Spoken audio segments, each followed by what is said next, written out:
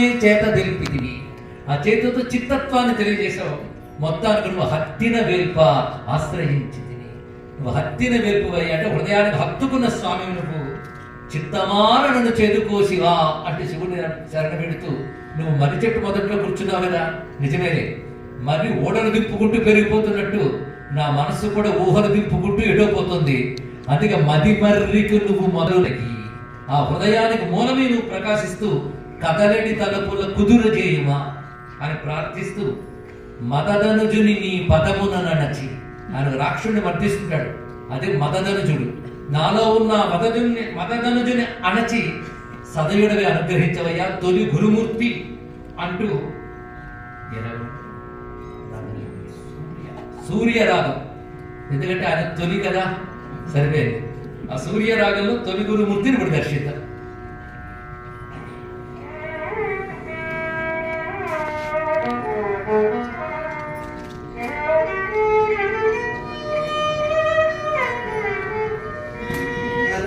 పోగుటే కదా కడు భక్తి యోగము, సిద్ధించినది కదా శివయోగము. శుద్ధ బుద్ధముదం శోభాకరం, శుద్ధ బుద్ధముదం శోభాకరం, సిద్ధించినది కదా శివయోగము, సిద్ధించినది కదా శివయోగము, సిద్ధించినది కదా శివయోగము, శివయోగము, శివయోగము.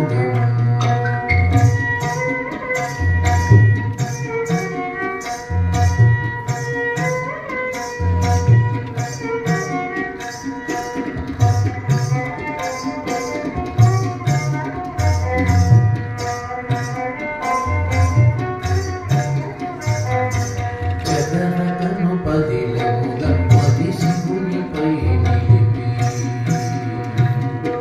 జగనకను పదిలముల పది శివునిపై నిలిపి, కుదురు కొందరిమయే అది ధ్యానయోగము. జగనకను పదిలముల పది శివునిపై నిలిపి, కుదురు కొందరిమయే అది ధ్యానయోగము. వదలకను కనుమను వాక్కులను ప్రాణముల, వదలకను కనుమను వాక్కులను ప్రాణముల, అదనిరిగి కొలుచునే అర్చాయోగము. వదలకను కనుమను. సనాతన ధర్మంలో ఏదో ఒక్క దేవతను ఆరాధించాలనేది లేదు. ఏకేశ్వర ఉపాసన ఉంది కానీ ఏకదేవత ఆరాధన లేదు. అంటే సర్వదేవతలు ఒకే ఈశ్వరుడు అని తెలిసి ఇష్టదేవత ఆరాధన మాత్రం ఉన్నది. ఇష్టదేవత ఎందు నిష్ఠ కలిగి ఉంటూ ఇతర దేవతలను కూడా ఆరాధించడమే నిజమైన సనాతన ధర్మం. అందుకే ఆదిశంకర భగవత్పాదులు పంచాయతనం అనే మార్గాన్ని ఏర్పాటు చేశారు. పంచాయతనం అంటే చాలా మందికి తెలిసి ఉంటుంది. శివుడు, శక్తి, విష్ణువు, సూర్యుడు, గణపతిని ఆరాధించడం. అయితే శివపదం శివభక్తుల యొక్క వినతి గనక ఇందులో శివ పంచాయతనం. నీకు ఏది ఇష్టదేవమో దాని మధ్యలో పెట్టుకో, మిగిలిన వాళ్ళని చుట్టూ పెట్టుకో అన్నారు ఆదిశంకరులు. అది అసలైన సనాతన ధర్మం, అది సత్సంప్రదాయం. దాన్ని అనుసరిస్తూ ప్రతి దేవతకి నేను నమస్కారం చేస్తున్నాను అంటే ఈ కీర్తనలో మొదలు పెడుతూ వివిధ దేవతల విమల చరణముల అవనతుడిగా నేను అర్థించదను. ప్రతి దేవతకి నమస్కారం చేసి అడుగుతున్నది ఏంటంటే నాకు శివుడిపై భక్తి నిమ్మని మిగిలిన నలుగురిని అడుగుతున్నాను అని ఈ కీర్తనలో కనబడుతున్న విశేషం. ఇందులో మొత్తం పంచాయతన దేవతలకి ఒక్కొక్కరికి 2 వాక్యాలు చెప్పుకుని చెప్తూ మొదటిగా శక్తిని నమస్కరిస్తూ అంబగౌరి పాదాలను ఆరాధించి అడుగుతున్నది ఏంటంటే సాంబశివునికి సకల జీవితం సమర్పించగలిగేటటువంటి బలం ఇమ్మని అమ్మవారిని అడుగుతున్నాను అన్నారు. ఈ అడగడంలో ఎవరిని ఏది అడుగుతున్నావో తెలుసుకోవాలి. అది నిజంగా అమ్మవారే చేశారు ఆ పని తపస్సు ద్వారా. కనుక ఆ బలము ఆ మెలకు అమ్మగారే ఇవ్వాలని అమ్మవారిని ప్రార్థించారు. రెండవది త్రయంబకుని కళ్ళారా చూసే భాగ్యం ఇమ్మని అంబరమణి భాస్కరుని నమస్కరిస్తున్నాం అన్నారు. సూర్యుడికి చేసే నమస్కారం ఏమిటి అంటే త్రయంబకుని కళ్ళారా చూడాలి, 3 కన్నుల వాడిని కళ్ళారా చూడాలని మన సూర్యుడిని నమస్కరిస్తున్నామంటే కంటికి వేల్పు సూర్యుడని. పైగా నతి చేయుదును అంటే నమస్కార ప్రియ సూర్య. ఇలా పెద్ద వ్యాఖ్యానిస్తే ప్రతి కీర్తన ఉపన్యాసం అవుతుంది కానీ క్లుప్తంగా చెప్పుకుంటూ ఇక ఆ వాత్సల్యం నా మీద వచ్చేటట్టు చెయ్యమని గణపతిని ఆరాధన చేస్తున్నాను. అదే గణపతి వాత్సల్య పాత్రుడు, ఆయన పుత్రుడు కదా. ఇక సర్వ సంపదలు ఆయనకి ఇవ్వగలిగేటట్టు, ఆయన సేవ చేయగలిగే సంపద వచ్చేటట్టు, ఆయన అర్చించగలిగే వైభవం వచ్చేటట్టు చెయ్యమని విష్ణువుని ప్రార్థిస్తున్నాను. అది ఎందుకంటే లక్ష్మీపతి కదా, అందుకే ఐశ్వర్యం ఇవ్వగలిగిన శివారాధనకి తగ్గ ఐశ్వర్యము. రెండవది పూజించడంలో విష్ణువు నేర్పరి, సహస్ర కమలాలతో శివుని అర్చన చేశాడు. అందుకే సంపదలతో శివుని అర్చించే కలిమి ఇమ్మనమని ఆ నారాయణ అర్థిస్తున్నాను అంటూ వివిధ దేవతల విమల చరణముల అనే కీర్తన ఇది. హిందోళ రాగం.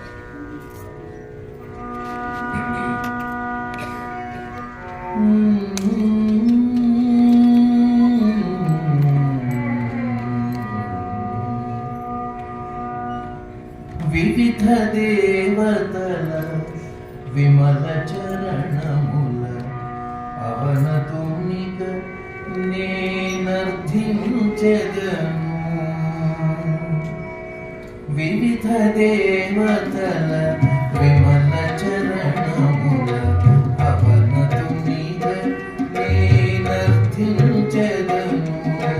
వివిధ దేవతల విమల చరణముల అవనతునిక నేనర్థించెదను. శివపద భక్తి శ్రీవరముగ నా కవిత కముగైక అమరుగా దయని. వివిధ దేవతల విమల చరణముల అవనతునిక నేనర్థించెదను. శివపద భక్తి శ్రీవరముగ నా కవిత కముగైక అమరుగా దయని. వివిధ దేవతల విమల చరణముల అవనతునిక నేనర్థించెదను. అవనతునిక నేనర్థించెదను.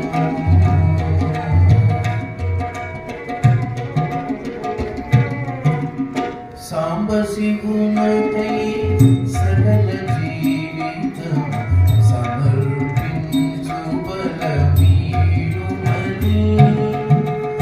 సాంబ శివునకై సకల జీవితం సమర్పించు బలమీయుమని. అమ్మ గౌరి పాదాలనందుకొని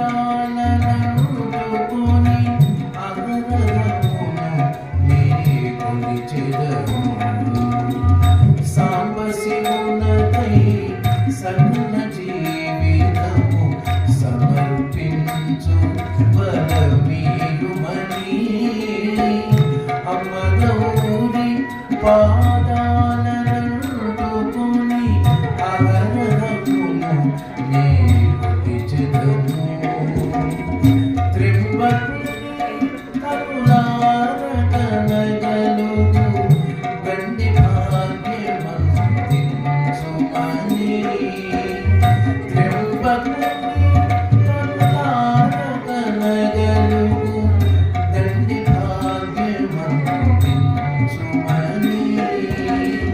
అంబరమణి భాస్కరుని పలుమారు అంజలించినది చేసెదను. త్రింబకుని కరుణారకనగలుగు దండి భాగ్యమంతించుమని. అంబరమణి భాస్కరుని పలుమారు అంజలించి నది చేసెదను. వివిధ దేవతల విమల చరణముల అవనతునిక నేనర్థించెదను. అవనతునిక నేనర్థించెదను.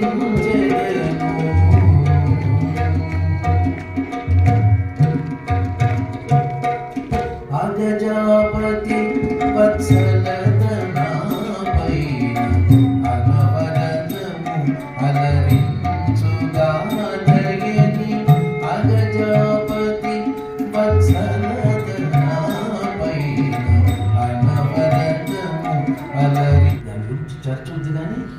లేవు, అన్నమయ్య పాటల్లో శివుడి పాటలు లేవు అనేది. కానీ అక్కడక్కడ పార్వతీదేవి ప్రసక్తి వస్తూ ఉంటుంది.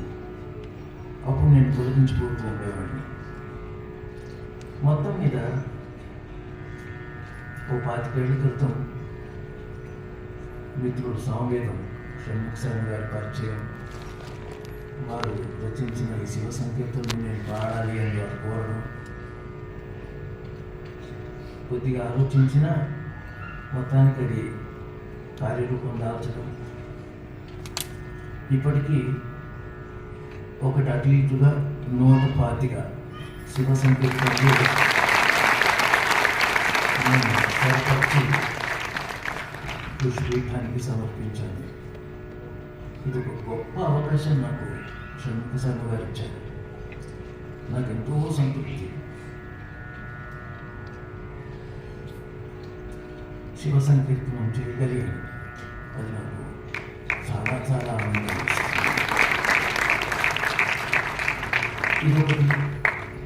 రెండవది, ఆ తత్వం ఆ సంకీర్తనలలో ఏదో మామూలుగా భక్తి పాటలు అంటే నేను నవ్వొస్తూ ఉంటుంది చెప్పుకుంటే, వాళ్ళలో నేను అని అనుకోండి వస్తూ ఉంటారు కొంతమంది.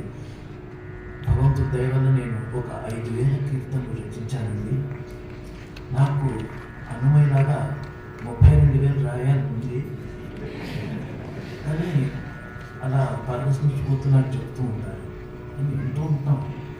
ఎందుకంటే పాపం వాళ్ళు భక్తిగా రాసుకుంటున్నారు. అన్నమయ్య పాటలు ఎక్కువగా పాడుతూ ఉండే మనిషిని కాబట్టి ఆ విషయం నాకు చెప్తే వాళ్ళకు ఒక ఆనందం. సరే, మొత్తం మీద అలా 1000 కొద్ది నాలాంటి అమాయకులు 100 కొద్ది సంకీర్తనం రాసేస్తున్నారు. అలా కాకుండా వేద పురాణ ఇతిహాసాల్లో ఉన్నటువంటి అంశాలన్నింటినీ చక్కటి భావంతో అనుభూతితో శివ సంకీర్తనలు రచించడం అనేది షణ్ముఖ శర్మ గారి ప్రత్యేకత. నేను ఇటీవల పురాణాలు కొంచెం ఓపికగా వింటూ ఉన్నాను. అంతకుముందు సమయం ఉండేది కాదు. ఈ మధ్య కొంచెం దేవుడు అవకాశం ఇచ్చాను. ఒక ముఖ్యమైన అంశం ఉంది. శివభక్తుడు విష్ణు ద్వేషి అయితే లేదా విష్ణు భక్తుడు శివద్వేషి అయితే సూర్య చంద్రులు ఉన్నంత వరకు నరకంలో ఉంటారని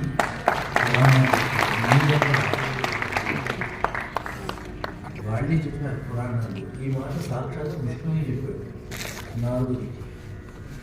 అందువల్ల నారదుడిని పంపించి నువ్వు శివుడి గురించి తపస్సు చేయి, శివుడి ప్రత్యక్షమైన తర్వాత నీకు చాలా మేలు జరుగుతుంది అని ఒకప్పుడు నారదుడు మనశ్శాంతి కోల్పోయిన సందర్భంలో నారదుడికి ఉపదేశిస్తాడు విష్ణువు స్వయంగా. ఇలాంటి విషయాలు కొన్ని విన్నప్పుడు చాలా సంతోషం కలిగింది. అయితే ఎంతమంది వింటున్నారో ఈ మాటలు, ఎవరికి తెలుసో ఎవరికి తెలియదు అని అనిపిస్తూ ఉండేది, ఉంటుంది కూడా ఇప్పటికీ. అప్పుడు నేను సంతోషపడుతూ ఉంటాను.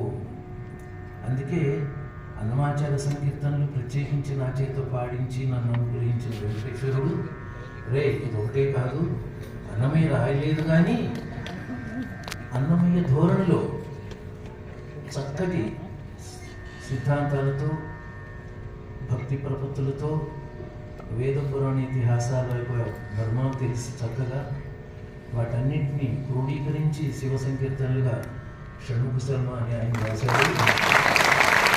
అది పాడు, అది కూడా రాస్తే నీ జాబ్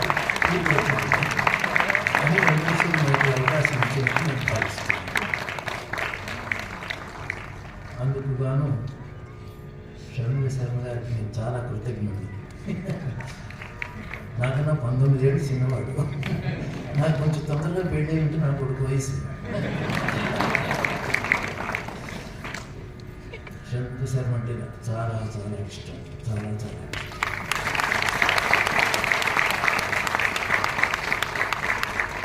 నాకు ఈ మహద్భాగ్యం షణ్ముఖ శర్మ గారి పాటలు రాయడం వల్ల కలిగింది. ధన్యవాదాలు. తెలియదు కదా సూర్యరావు.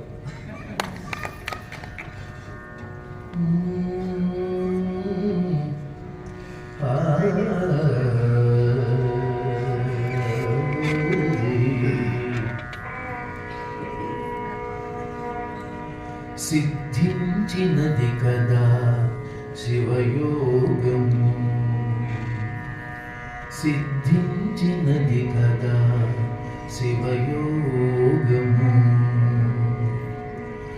సిద్ధించినది కదా శివయోగము, సిద్ధించినది కదా శివయోగము. శుద్ధ బుద్ధముదము శోభాకరము,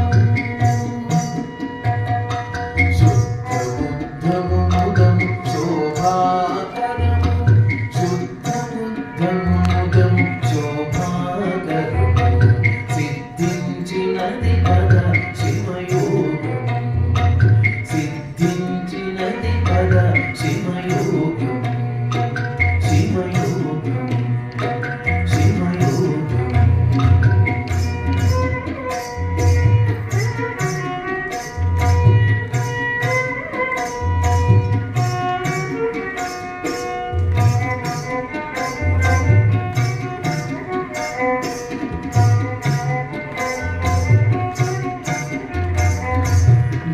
చరణముల ధరిసి పురిగ శాస్త్రములరసి,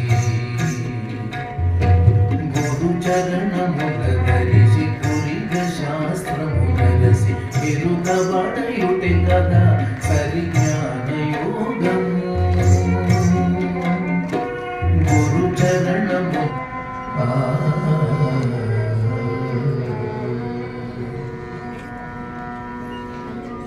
నా కర్మమునకు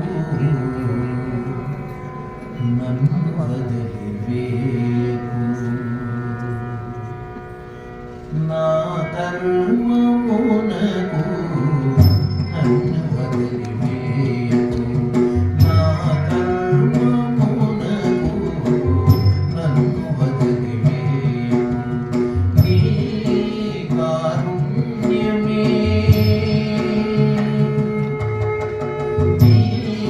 కారుణ్యమే నిలువనీడ నాకు, నా కర్మమునకు నన్ను వదిలివేయకు. నీ కారుణ్యమే నిలువనీడ నాకు, నన్ను వదిలివేయకు, నన్ను వదిలివేయకు.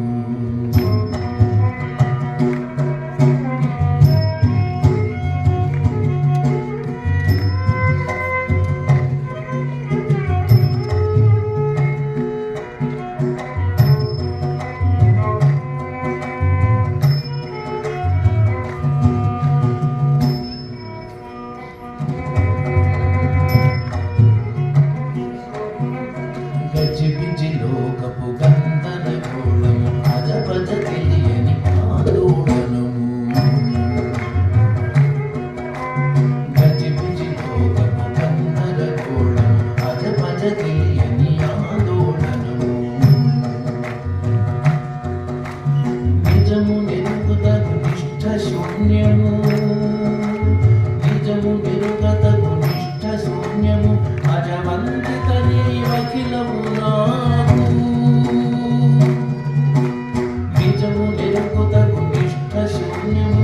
అజవంతిత నీవఖిలము నాకు, అజవంతిత నీవఖిలము నాకు, అజవంతిత నీవఖిలము నాకు. నా కర్మమునకు నన్ను వదిలివేయకు, నీ కారుణ్యమే నిలువనీడ నాకు, నా కర్మమునకు నన్ను వదిలివేయకు, నన్ను వదిలివేయకు, నన్ను వదిలివేయకు.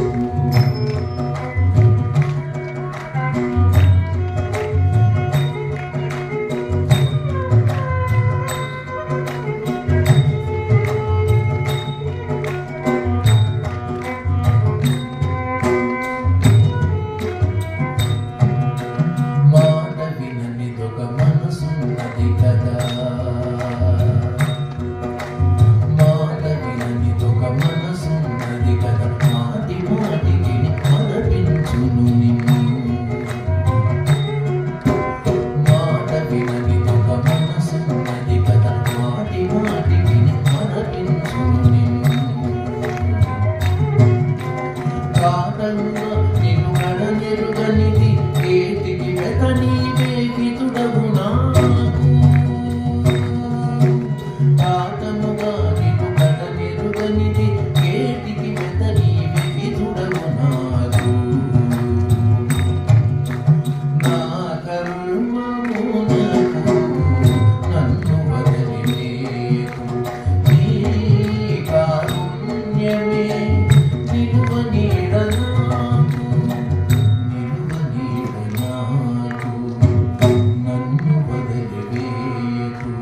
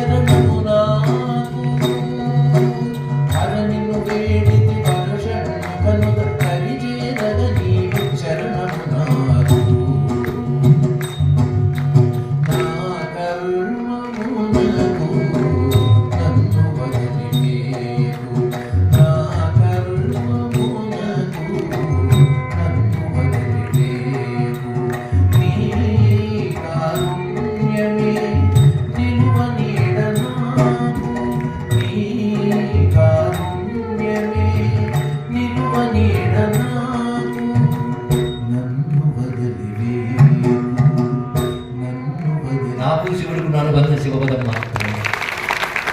మనకి బతుకు లక్ష్యం ఏమిటయ్యా అంటే చిన్ని పాటలతోడు నిన్ను నుతిగించమని నన్ను పుట్టించిది నాదనయ సాంబా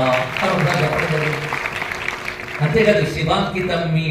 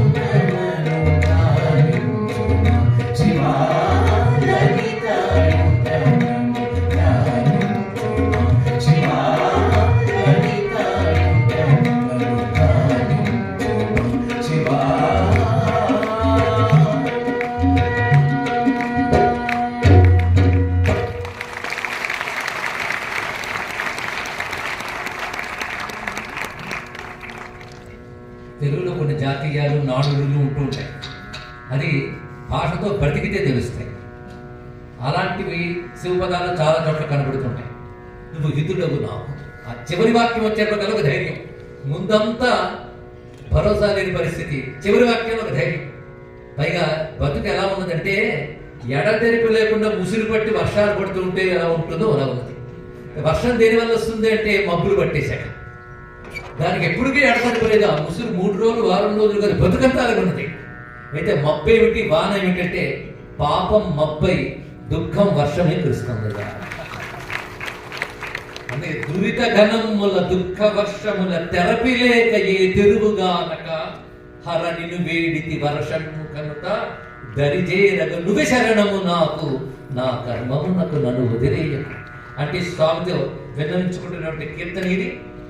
ఈ సమయంలో వచ్చిన మాట గుర్తొస్తుంది. ఒక శివభక్త భక్తులు అన్న మాట ఏమిటంటే శివపదాలు వింటూ ఉంటేనే శివుడిని పూజించినట్టండి అని.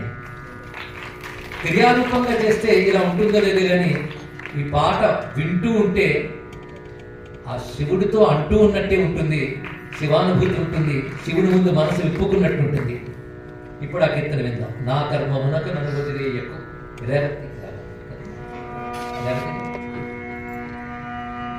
ఇప్పుడు షణ్ముఖ గారు చెప్పిన మాట పరమ వాస్తవం. ఆ భక్తులు ఎవరో కానీ అందరి అభిప్రాయం అదే. ఆయన ఒక్కడికే కాదు, గట్టిగా చెప్పుకుంటే మా కళాకారులందరికీ అదే భావం. ఈ సంకీర్తనలు పాడుతుంటే శివ పూజ చేసిన అనుభూతి. పూజ విడిగా చేయక్కర్లేదు, ఈ పాటలు పాడుతుంటే చాలు అన్న భావంతోనే ఉంటున్నాను. ఒక 2 దశాబ్దాలుగా నా పాటలు నేర్చుకుంటూ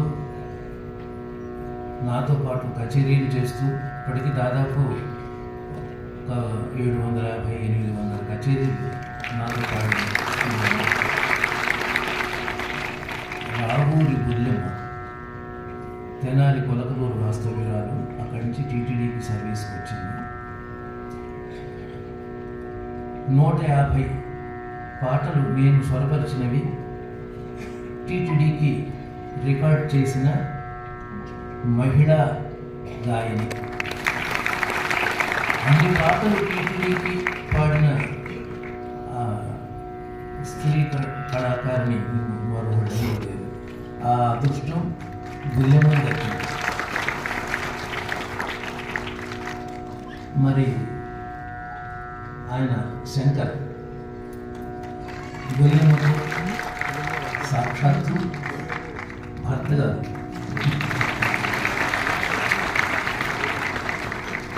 మంచి సంగీత కుటుంబంలో పుట్టారు.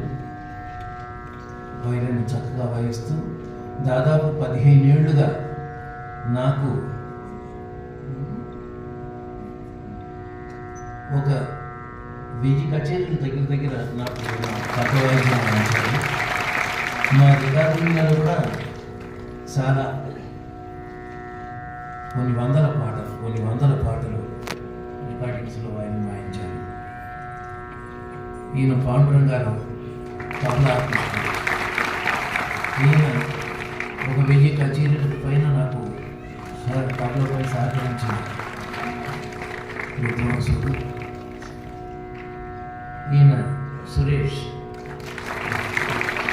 తాళం గజ్జలు తున్ అంటారు, అది కోన్ ఎఫెక్ట్ ఇస్తుంది ఆ వాయిస్.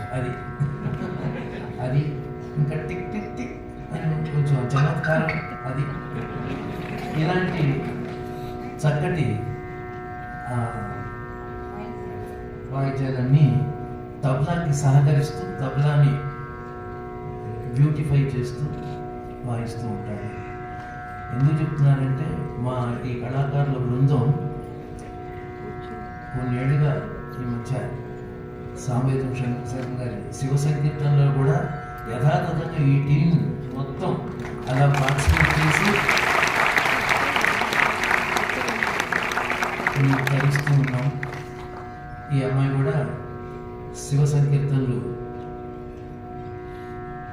నాతో పాటు చాలా పాడింది. ఇప్పుడు కొత్త రికార్డింగ్ జరుగుతుంది. అందులో ముఖ్యంగా కాశీ క్షేత్రానికి సంబంధించిన పాటలు అద్భుతమైనవి ఉన్నాయి. మూడు నాలుగు ఉన్నాయి. అది నాకు ఏడుపు వచ్చేసింది. అది స్వరపరుస్తుంటే ధారాపాతంగా కన్నీళ్ళు వచ్చినాయి. త్వరలో రాబోతున్నాయి.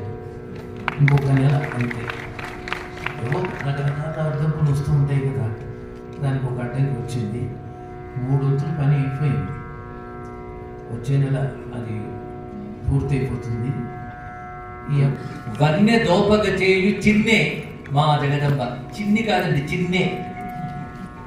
చిన్నే ఆనవాలు చిన్నమని, చిన్నె మా జగదంబ అని చెప్తూ ఆ శివశక్తులకు ఉన్నటువంటి అనుబంధాన్ని కీర్తనలో అటు వేదాంత పరంగా ఉపాసనా పరంగా కూడా అన్వయిస్తూ శివుడు శక్తి గాని సహాయం లేకపోతే శివుడు వ్యక్తం కాడు.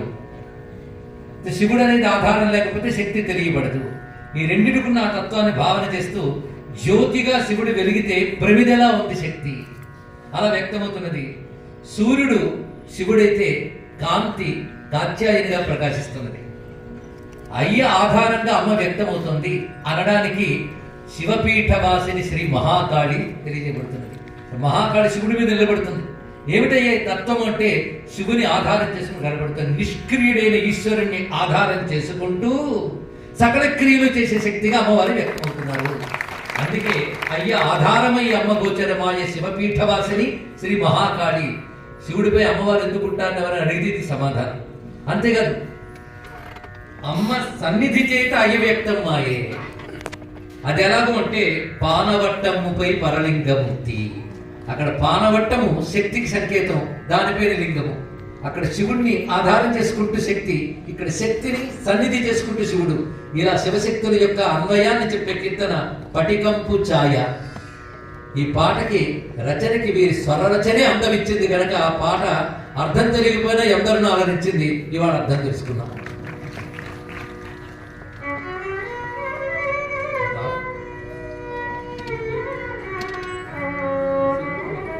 సింధు వైద్యురాలు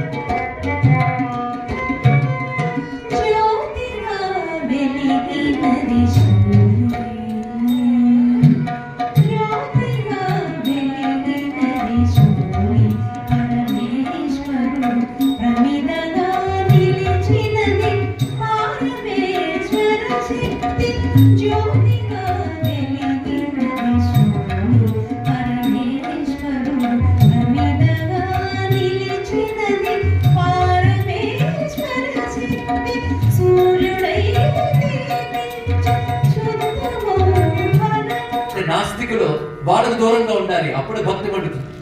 నేను భక్తులు అంటే నాస్తికులు నా ఫ్రెండ్స్ అంటే భక్తి తప్పకుండా ఎప్పటికప్పుడు చచ్చుకుంటుంది.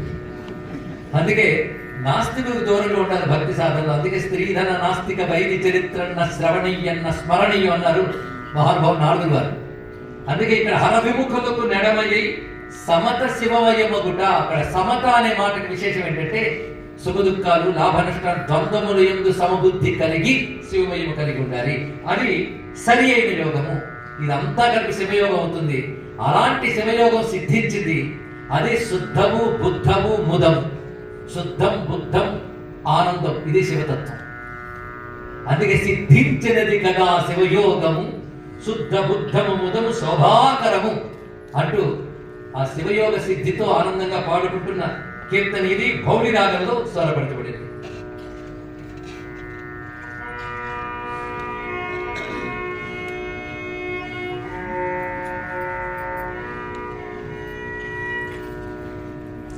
నాకు చిన్నప్పటి నుంచి కూడా శివప్రీతి ఎక్కువ ఉండేది. హనుమంతుడు శివుడు వీళ్ళిద్దరి పూజ విధానాలు ఎక్కువ చేస్తూ ఉండేవాడు. అనుకోకుండా అన్నమయ్య ఆకర్షించాడు. మా గురువు గారు నీరుముడి గారి